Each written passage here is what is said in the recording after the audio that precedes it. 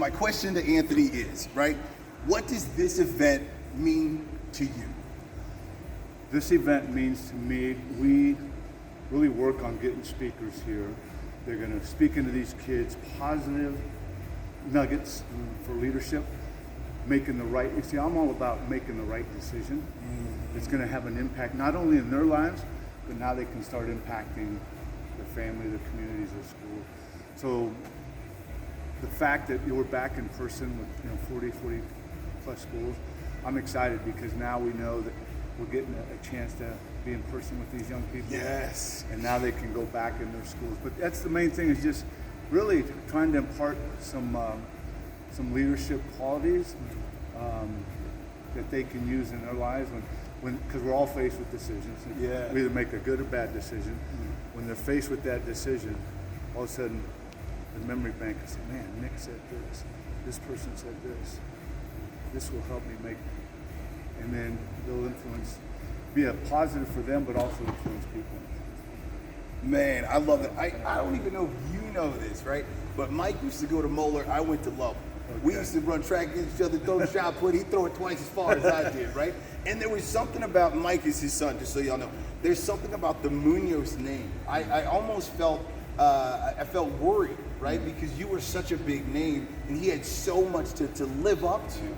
And like he carried himself so well. I have a family where I'm a preacher's kid. You know, my mom is a minister, and like it's so much weight. My question to you is, as a dad, how did you raise such an awesome son and daughter? Well, like you've done a phenomenal job. Well, I thank you for that. But we've had our ups and downs, and I'll always say, being the son of is the toughest gig in the world. Athlete, I mean, a successful dad, being the son of. I had a college roommate. Guy was on board, 4-year starter, offensive guard, Lombardi Trophy winner. I mean, just 2-time All-American. But he was always known as the son of, because his dad played 14 years in the NFL. Yeah. So it's tough, and we've been working through some stuff the last couple of years, which I never thought we would be.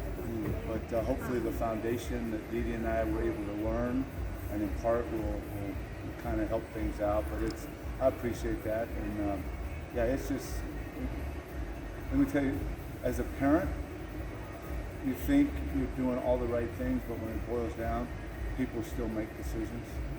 Right. And sometimes, I've made decisions that I'm thinking after the fact, what a knucklehead, why did I do that? So, as a dad, and now as a grandfather, I mean, we can do all we can to be hopefully the best dad, but your kids are still going to make some decisions that you're like, oh my goodness, just pray for them. Yeah. So, yeah. All right, so my last question. Can I get one more question? So you said Dee Dee, right? Now, I'm a huge Dee Dee fan. Out of the both of you, she's my favorite. You're close That's number all right. two. She's my favorite too. She's always been a support for me. She's always had words of encouragement for me. I'm about to get married, right? And like, I want my future wife to be like Dee Dee, like to support not only me, but the vision that God has in my life. Like, how did you find Dee Dee? Found her on the softball field, man. I was scouting. Did you? I told people I was a talent scout. We knew each other. The first time we did meet, it was in a co-ed softball game on opposite team. She played softball, and then so I didn't really know her well. And that was my sophomore year in high school.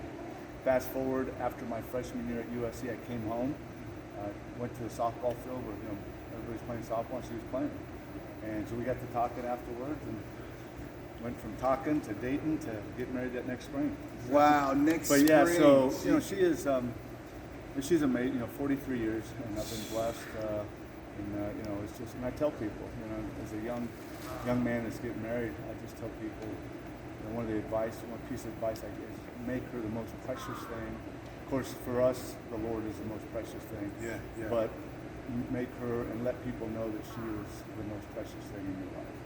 And being in the profession I was in, when we'd go places, I always snag her arm and would let her get away because she likes being in the background. Yeah. So if people want to meet me, they're going to meet Dee Dee too. So, and just I tell people, a lot of people like kidding with each other and making each other butt of a joke. And I heard a great analogy. Let's say your fiance, you kind of make her the brother joke, just jokingly. You might think you're just kind of tossing a pebble but she sees it as a boulder hitting her. You know, and that's why Didi and I don't. That's several things we talked about earlier on. So we're not going to make each other brother jokers. Like I said, she might do it to me, and vice versa. We might, as we're doing it, we might think it's just a little pebble. Funny little joke. But in essence, sometimes it feels like a boulder that she sits in there.